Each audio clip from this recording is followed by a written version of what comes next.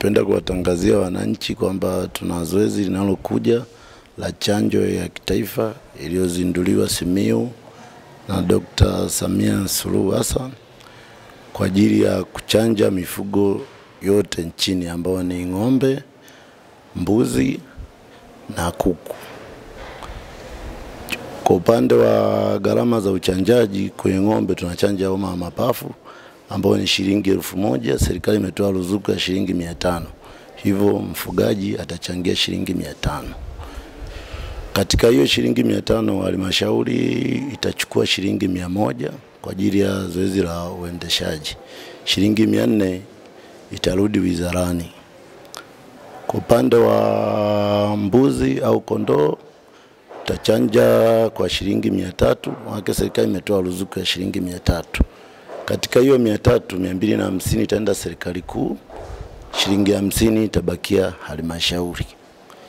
Kwa upande wa kuku atachanjwa bure, ambazo chanjo mpaka sasa hivi zishafika ambao ni dozi 450,000.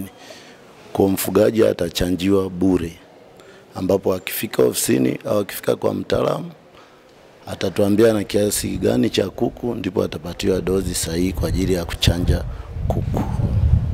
Kwa sasa hivi zoezi ambalo tumelianza sasa hivi, tumeanza hii tayari ya uchanjaji wa kuku, ambao ndio tumepata dozi tayari 450 na zipo ofisini tayari hapa.